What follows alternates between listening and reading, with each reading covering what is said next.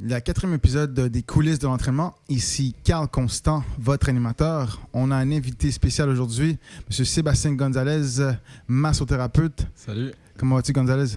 Ça va bien? Très bien, merci. Toi? Super. Merci de m'avoir invité au podcast. Le plaisir, je suis content que tu as accepté de venir à l'émission. Alors, Sébastien, dis-moi, comment ça se passe justement en ces temps de COVID avec la masso? Je sais que vous avez eu le droit, comparativement à l'entraînement, de continuer à faire ce que vous faites. Ben, on a eu une bonne opportunité, bonne chance qu'on a été déclaré comme essentiel, comme service essentiel, tout comme les dentistes, les autres professionnels, les physiothérapeutes. Donc, on peut rouler comme à capacité peut-être à 80%. Donc, ça va bien pour l'instant. On arrive à survivre. Il faut que les gens le sachent, c'est que Sébastien, c'est vraiment un jeune entrepreneur. Ça fait pas longtemps justement que tu as lancé ta clinique. Rappelle-moi, c'est quoi le nom encore de la clinique? Ça s'appelle la clinique de thérapie musculaire. Et vous êtes situé où? On est sur le boulevard Sainte-Rose à Laval. Right. Ouais. Et dis-moi, qu'est-ce qui a fait en sorte comment tu t'es lancé dans le domaine en tant que tel? C'est une longue histoire. Je suis pas abouti en tant que massothérapeute du jour au lendemain. J'ai toujours eu une passion pour la santé en général. Ben, si on peut aller backwards un peu dans mon enfance. Vers l'âge de, je dirais, j'ai commencé à m'entraîner à l'âge de 12 ans. Ouais. Vraiment, très jeune, je me rappelle. Intensivement, j'étais au YMCA à Cartierville. Oh. Puis j'étais dans le gym, littéralement, à 12 ans. avec les gros poids, puis let's go là, avec les gros gars, puis j'étais là. Puis je voulais développer ma masse musculaire parce que j'étais skinny, mais skinny lean, tu sais. Puis ça a viré que j'ai juste trippé, j'ai eu la piqûre, puis j'ai continué dans ce domaine-là. Puis le bodybuilding m'est venu à l'esprit quand j'ai vu des figures comme Lazar Angelov. Ça, c'est des gros fitness figures. Puis j'ai fait comme eux, tout simplement. Je me suis entraîné tous les jours jusqu'à temps que j'ai réalisé un de mes rêves. Objectif, c'était de faire une compétition de culturisme que j'ai gagné à l'âge de 17 ans. Félicitations. Merci. Puis, en parallèle, je travaille dans la cuisine, donc ça m'a toujours intéressé, la cuisine, tout ce qui est santé, manger santé, cuisine, bodybuilding, c'était quand même relié. Puis j'ai trouvé un intérêt une passion pour la cuisine, le bodybuilding, j'ai réussi à mixer ça ensemble. Puis jusqu'à temps que vers 17 ans et demi environ, je me suis blessé au sternum, puis j'ai dû comme me quitter un peu de ce monde-là de bodybuilding. Puis je me suis dit que je voulais redonner, partager mon savoir. Comment j'ai été entraîneur aussi. Par contre, j'ai décidé d'être massothérapeute parce que je voulais rentrer dans le monde du sport puis redonner à mon tour à ces gens-là, les bodybuilders, les gens du sport, les gens qui font du ski, du vélo, n'importe quoi. Tous ces gens-là qui sont actifs tous les jours, puis pouvoir les traiter un à un. Puis c'est une de mes passions que j'ai réussi à faire à tous les jours. C'est bon ça. Ouais. Puis dis-moi justement, parce que comme on avait déjà parlé quand j'étais venu te voir, les gens souvent ont une appréhension de la massothérapie comme quelque chose plus de détente où ils viennent voir les massothérapeutes quand ça fait vraiment mal. Puis, explique-moi comment toi tu vois par rapport à comment tu dirais éduquer les gens par rapport à comment ils devraient utiliser un massothérapeute. Ben, dans le fond, quand tu es massothérapeute, c'est un petit peu difficile de te dissocier de la massothérapie, le massage de relaxation en général, parce que faut vraiment que tu te dises que t'es pas seulement massothérapeute, mais t'es thérapeute du sport, admettons.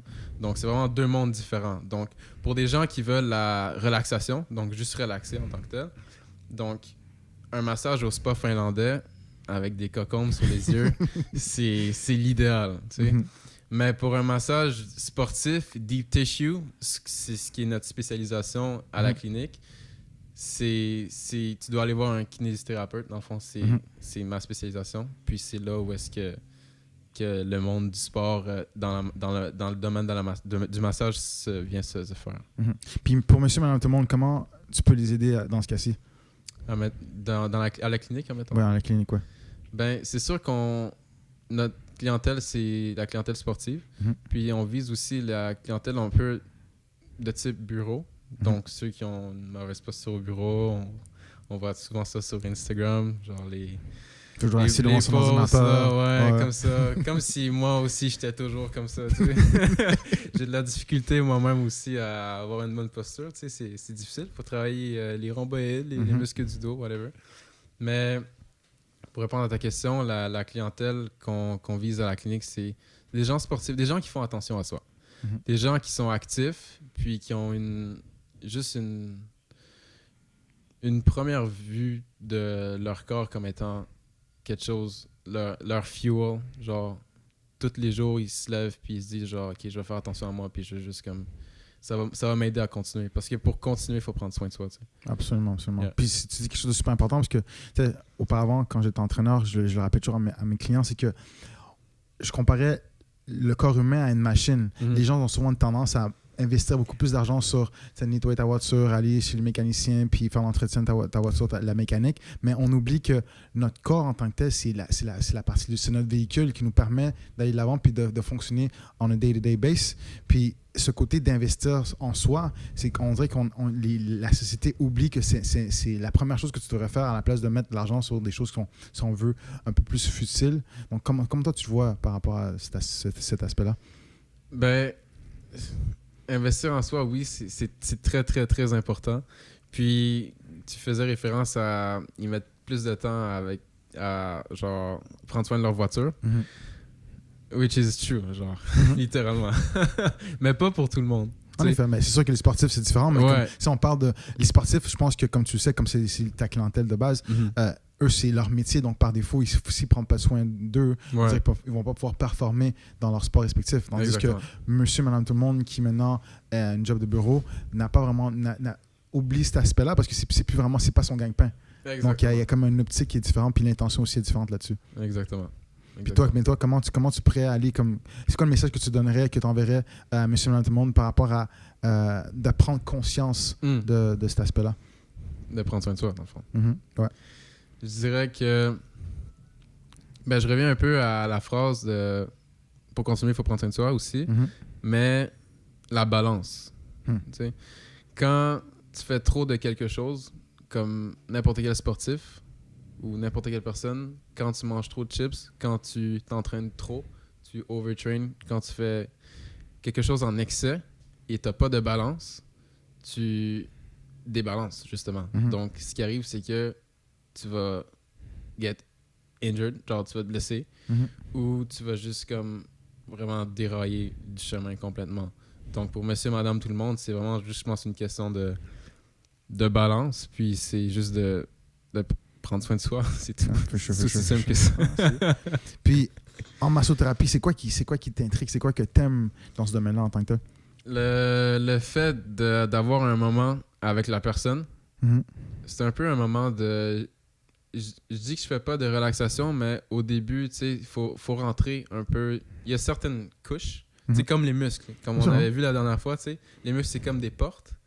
Donc, ce que j'aime de ça, c'est que c'est toute la partie au complet. C'est, tu sais, t'arrives, le client arrive, puis c'est le mettre en confiance, le mettre à l'aise, lui partager des choses, comme le client peut te partager des choses aussi.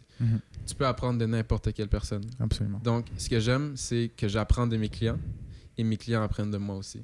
Donc c'est un échange, en fait. Exactement.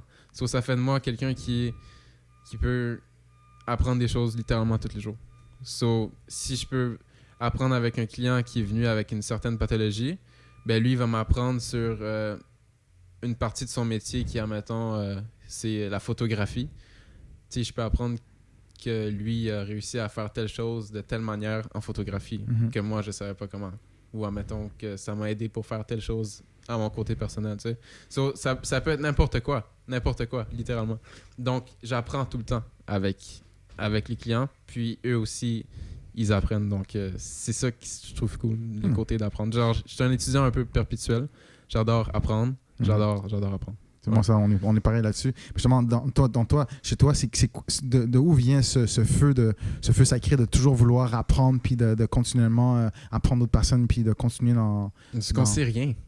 On sait rien, littéralement. Bon, c'est ça que je trouve. Tu sais, je veux dire, t'as beau avoir un gros ego puis dans ta spécialisation, puis de dire moi je sais tout à propos de telle affaire, ouais mais tu sais rien à propos de telle chose, tu comprends? Fait que tu sais c'est comme c'est ça mon feu genre de il y a tellement de choses à apprendre dans le monde. Tu sais tu peux apprendre une sorte de recette au Portugal que tu savais pas genre. Tu peux apprendre un type d'entraînement en Italie qui se fait pas ici. Tu sais, je veux dire, n'importe quoi. Fait que c'est ça, le fait de... On est un peu comme... Des fois, on est ignorant un peu genre, à quel point on peut apprendre, genre, justement. Puis justement, en continuant sur cette vague-là, dans ton domaine, quelles sont les choses que tu as envie de continuer d'apprendre pour parfaire ta profession? Je dirais, présentement, c'est vraiment les pathologies plus spécifiques, admettons, une tendinite, on sait que c'est de l'inflammation, bursite aussi, mais admettons, des gens avec des pathologies comme, admettons, une scoliose. Les gens qui s'entraînent avec une scoliose ont de la difficulté à s'entraîner, beaucoup. Donc, si on peut aider ces athlètes-là, ces gens-là, avec une scoliose, à travers différents professionnels, mettons avec un ostéopathe, un physiothérapeute, un chiro, praticien, et mettre toutes ces connaissances-là, toute cette équipe-là sur ce client qui a cette pathologie, genre cette scoliose, et la faire avancer dans le sport qu'elle aime, que ça soit n'importe quoi qu'elle fait, genre, que ça soit du ski ou de la boxe. Nice. Puis c'est quoi ta vision, si on parle de ton entreprise, où tu te vois dans les 10 prochaines années? On aimerait être la référence de la prévention dans l'activité physique au Québec. Parce qu'on met beaucoup l'emphase sur ce qui est arrivé, mais on met pas l'emphase sur comment on peut prévenir ce qui est arrivé. J'imagine que la façon de le faire dans ce cas-ci, la prévention, ce serait beaucoup par l'éducation dans ce cas-ci. L'éducation, exactement. Ouais. C'est notre numéro 1 à la clinique. Prévention. On fait la prévention, donc l'éducation. Comment le client peut littéralement s'éduquer soi-même, être son propre thérapeute pour prévenir ses blessures. Nice. Ouais. Puis ce côté en tant qu'éducateur, est-ce que c'est quelque chose qui était naturel chez toi, de vouloir toujours éduquer les gens, ou c'est quelque chose que tu as appris avec le temps? Honnêtement, je pense que c'est naturel. Je sais pas, tu sais, j'essaye un peu. J'aime donner, j'aime apprendre, j'aime faire apprendre aux gens comme j'aime me faire apprendre moi-même. Donc, tu sais, je veux dire, c'est comme... Je pense que c'est naturel, ouais. Un professeur inné. J'aime ça. Puis, tu sais, souvent, quand je parle avec mes autres guests, que ce soit des kinésiologues, t'en penses quoi du système au Québec, quand on parle de le système sportif, même par rapport à l'éducation, puis même par rapport à la mentalité qu'on a par rapport à l'entraînement, comme la relation, je trouve que les gens ont avec l'entraînement, c'est toujours une relation de love and hate. Il n'y a pas comme une espèce de... Les gens, ils embrassent pas trop encore l'activité physique. Ouais, t'as raison. Il y a beaucoup de travail à faire encore, mais il y a beaucoup de potentiel qu'on est allé chercher, je pense, durant les dernières années. Surtout si, on fait référence, si on met un peu de côté l'activité physique, mais qui est quand même en lien avec l'activité physique, la cigarette, littéralement, les fumeurs, je pense que j'en vois moins. Honnêtement, je vois beaucoup moins de personnes qui fument la cigarette en tant que telle. Donc, je trouve que dans ce sens-là, on fait un pas vers l'avant parce qu'il y a des prises de conscience qui se font. Donc, si on arrête de fumer, ben, je vais plus m'entraîner, je vais plus faire attention à moi. Mais en même temps, tu sais, le cannabis rentre en compte aussi. Fait que, si il y a peut-être une petite tangente vers le cannabis, selon toi?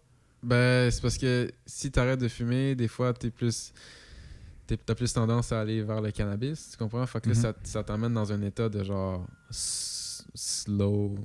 Genre, t'es juste slow durant ta journée, fait que tu performes moins dans le sport, justement. Donc, pour répondre à ta question, c'est juste comment je vois ça au Québec, le sport, ça s'en va dans la bonne direction, mais je pense qu'il faut savoir balancer aussi, genre, non seulement le sport, mais ce qu'on fait à l'extérieur du sport, genre. Dans ton day-to-day, dans ta vie quotidienne en tant que tel, pour te permettre d'avoir, comme tu as dit tantôt, une certaine balance pour pas que ce soit trop overboard, puis en même temps aussi, que d'abord, tu fais absolument rien que tu sois... Je pense que tout vient à la balance à la fin, genre. Que ça soit n'importe quoi. Je pense que tout est une question de balance. Tu peux pas être trop longtemps avec une personne parce que elle va te taper sur les nerfs. Genre. Tu peux pas être trop longtemps avec, je sais pas moi, si tu es 24 heures sur 24 avec ton chien, genre. Mm-hmm. Tu sais, j'adore mon chien, mais à un moment donné, tu veux dire, faut que tu vois autre chose aussi en même temps. Fait que c'est une question de balance, n'importe quoi. Tu peux pas faire trop de telle chose parce que si je fais trop d'une passion, trop d'une chose, je vais me tanner. C'est pour ça que j'essaie de varier, admettons, la massothérapie, la thérapie musculaire, ce que je fais à la clinique, c'est ce qu'on fait. J'essaie de varier ça aussi à la maison, avec la cuisine. Okay. Donc, j'apprends beaucoup sur YouTube, je fais des cours. J'essaie de toucher à tout ce que j'aime, dans le fond, pour pas me démotiver, puis juste être constant dans ce que je fais. Ah, c'est bon, ça. Parce que je pense que la constance, la balance... Et la constance, c'est important. Ouais, primordial. Ouais. Justement, tu parles de le fait qu'à la maison, tu prends le temps, tu prends des cours de cuisine pour continuer à parfaire, continuer d'apprendre puis d'élargir tes connaissances. Comment tu as réussi à gérer le confinement, de devoir rester à la maison en tant que tel? Comment tu as je trouvais ça cool. Ouais? Honnêtement, moi, personnellement, j'ai trouvé ça cool. Peut-être qu'il y a des gens qui n'auraient pas trouvé ça cool, mais personnellement, de mon côté, c'était cool parce que j'étais avec la famille. OK. Tu sais, mon frère était là, ma petite soeur était là, mon petit frère, mon chien était là. Donc, on a eu du temps comme pour être en famille, justement. On a cuisiné ensemble, on prenait des marches ensemble.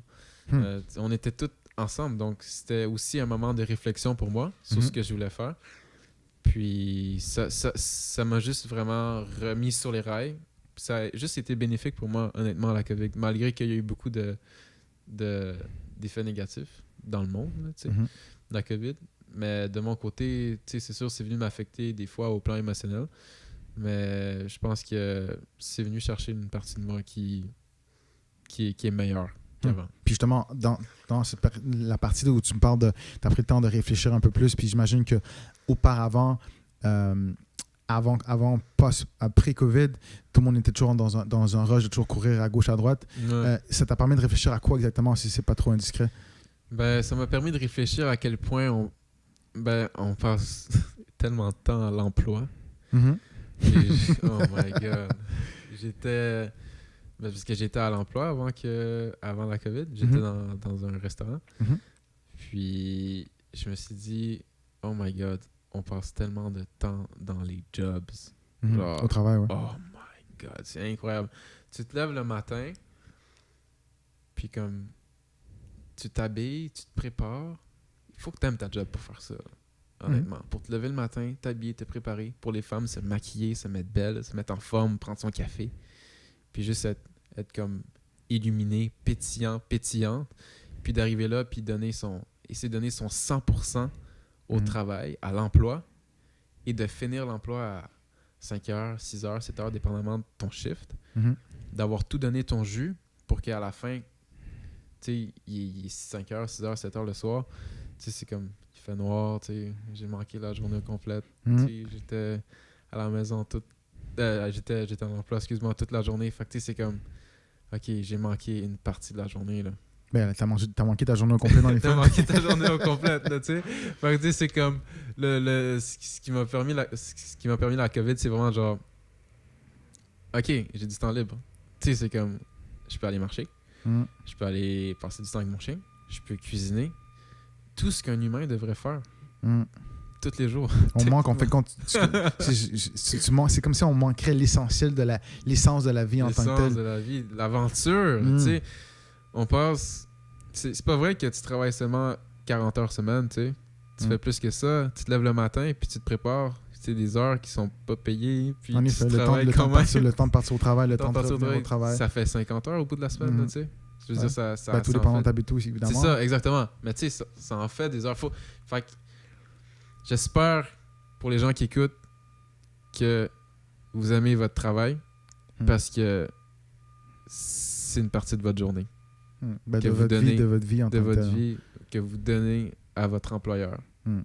Donc, aimez ce que vous faites. Ouais. Mais tu sais, tu parles d'un point super important, puis on ne rentre pas là-dessus en tant que tel, parce que c'est sûr que là, c'est plus l'entrepreneuriat, mais c'est important parce que tu t'es lancé en affaires, puis je sais que tu as la fibre entrepreneuriale en tant que tel. Ouais. Donc, de te lancer en massothérapie, mais en même temps d'avoir ta propre clinique tout de suite au moment où on se parle, comment c'est comme ce côté de travailler pour toi-même, puis de pouvoir donner de ton savoir et aider les gens, les sportifs dans ce cas-ci, comment tu vois l'aspect de c'est toi qui es en contrôle de ce que tu fais? Je trouve ça incroyable. Incroyable. C'est la première fois où j'étais en contrôle de mon temps, en contrôle de ce que je fais.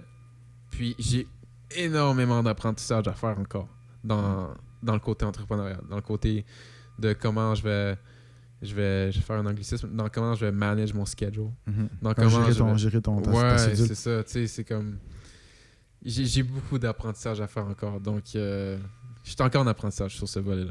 Mais comme tu dis, c'est un apprentissage, il ne faut pas que tu l'oublies, là, c'est un apprentissage continuel.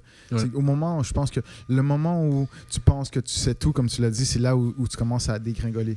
Puis je te dirais que d'expérience personnelle, à chaque fois que je pense que je suis le king of the world, je sais pas pourquoi, mais l'univers me rappelle que non, Carl, tu vas revenir sur Terre. Fait que là, maintenant, il y a toujours quelque chose qui se passe qui fait en sorte que, c'est vrai que non, t'es pas le roi du monde, puis que l'univers est plus grand que toi. Fait que c'est encore une fois, comme tu dis, c'est juste un rappel que oui, qu'on faut continuellement apprendre, puis il y a tellement de choses à apprendre, puis je trouve que tout est interconnecté. Tu parles de la massothérapie, mais quand tu veux aider quelqu'un, il y a ses habitudes de vie qui rentrent en ligne de compte, donc que ce soit une personne qui soit au travail, qui est toujours assise sur son bureau, sa posture a un impact, mais c'est aussi le stress qui rentre en ligne de compte. Ça a un impact aussi sur le corps de la personne. Puis les gens ne se rendent pas compte de tout l'impact que ta vie, tes habitudes de vie ont sur eux-mêmes.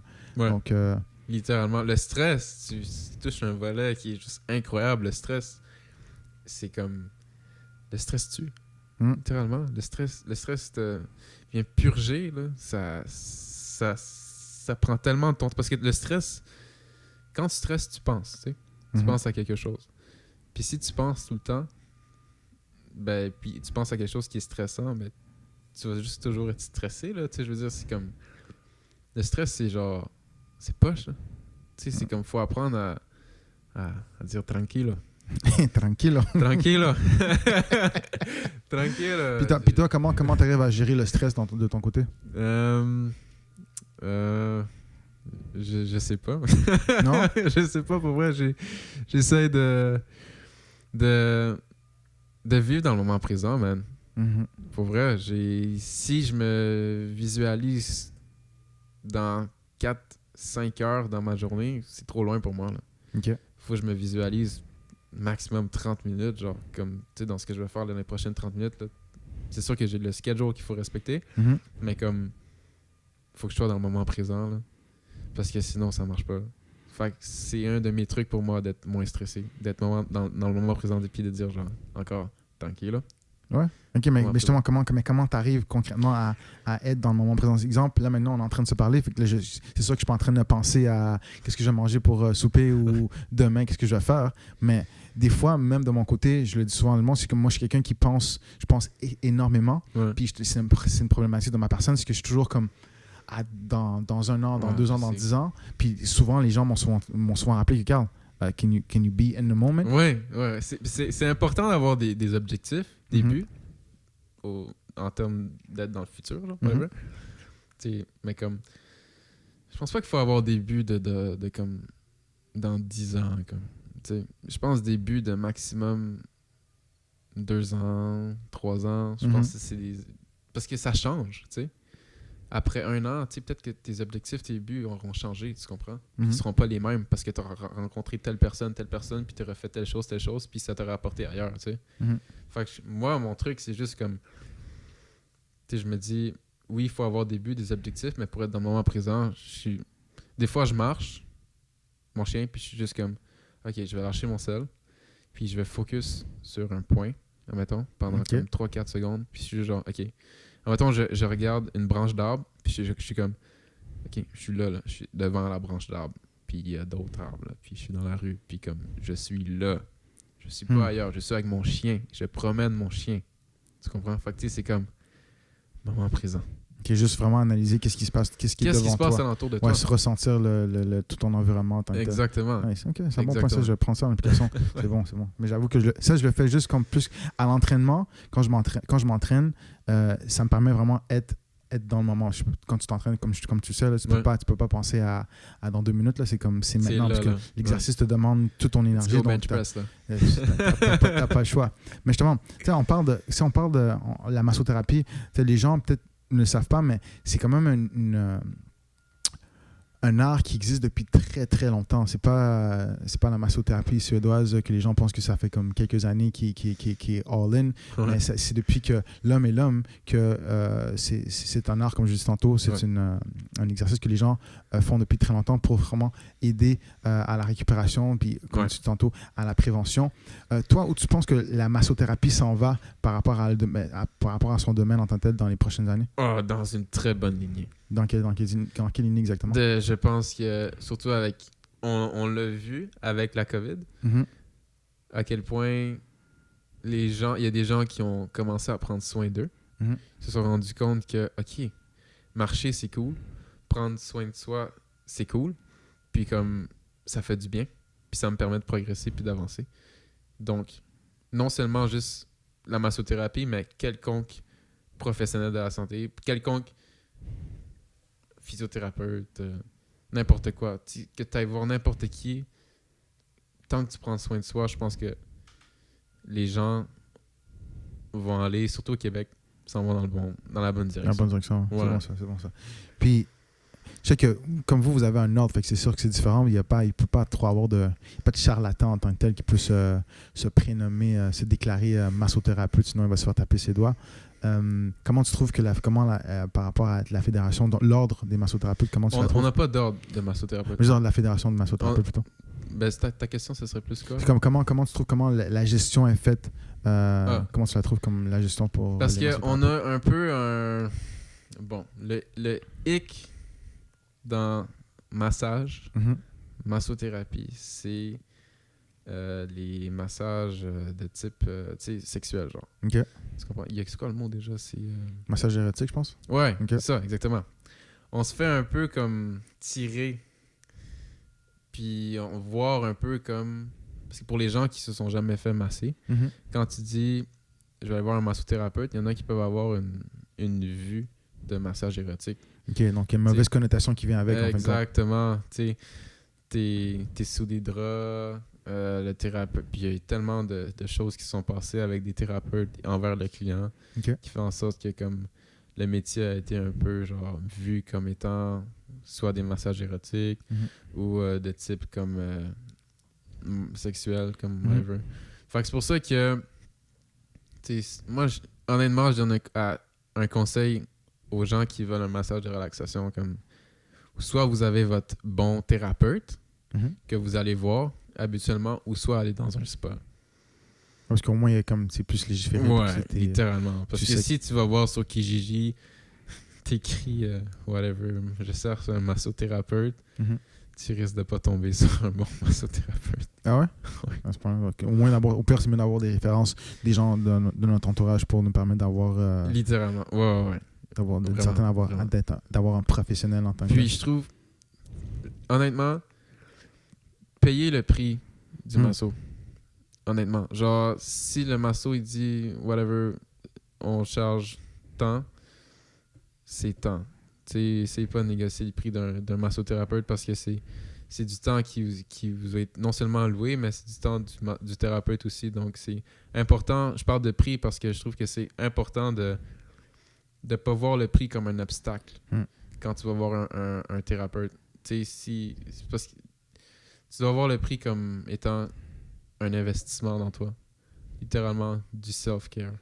Donc, whatever it is, c'est sûr que tu vas pas payer un massage à comme 1500$. Non, en effet, il y a des limites aussi là, dans il y a des limites, il y a du bon jugement à faire là-dessus, mais comme, tu sais, une bonne fois par mois, là, un massage ou un traitement en thérapie musculaire, là, un deep tissue, là, ça fait du bien. Non. Mais justement, ça, c'est une chose super importante, c'est que pour les sportifs, on est conscient de l'impact qu'un massage peut avoir, mais quand quelqu'un il y a aussi je pense qu'il y a aussi un côté où il y a une éducation à faire dans ce cas-ci parce que quand si toute ta vie tout ce que tu penses quand tu penses à massage tu penses à ce qu'on va dire, c'est sûr que puis même de ne pas savoir en quoi ça consiste, c'est sûr que par défaut, tu peux avoir un moment où tu es comme indécis, où tu peux avoir des objections par rapport à OK, ben pourquoi je vais aller me faire masser si je vis ma vie au jour le jour. Ouais. Puis oui, j'ai mal, mais comme c'est pas un point où je suis pas capable de fonctionner, donc je vois pas vraiment l'intérêt d'aller voir un massothérapeute. Mais quand les gens comprennent que quand tu marches à tous les jours, comme que tu forces, mais il y a aussi l'impact que tu as sur tes muscles. Micro-déchirures à l'entraînement. Exactement, tout ça. Fait que ça, c'est important d'aller pouvoir, comme on dit, prévenir, puis même juste aider à la récupération pour te permettre de mieux performer ou tout simplement de mieux bouger ou mieux être en a day-to-day basis. C'est pas juste ça. Tu nommes des bons bienfaits. Puis il y a aussi le bienfait de tes muscles qui vont pouvoir enfin respirer. Les toxines vont pouvoir enfin circuler puis être comme assimilées par ton corps. Tu donnes de l'oxygène à ton muscle. Tu comprends? La circulation, ça roule. Il y a d'énormes bienfaits à avoir un traitement. C'est bon, ça, j'aime ça. Mais dis-moi, Sébastien, juste rappelle-moi où on peut te rejoindre, que ce soit tes informations Instagram, votre site web, puis aussi votre adresse en tant que telle de votre clinique. Le site web s'en vient bientôt, donc il va être en ligne d'ici 2 semaines. C'est quoi le nom du site web? cliniquemusculaire.ca. Parfait. Puis sur Instagram, c'est Clinique Musculaire. Facebook, c'est Clinique de thérapie musculaire. Puis vous êtes situé à Laval? Au 191B, boulevard Sainte-Rose à Laval. All right. Donc, Sébastien, merci pour cette interview. J'apprécie le fait que tu as accepté de venir. Et puis, on se revoit bientôt. Merci. Ça fait All right. plaisir. Salut. Merci.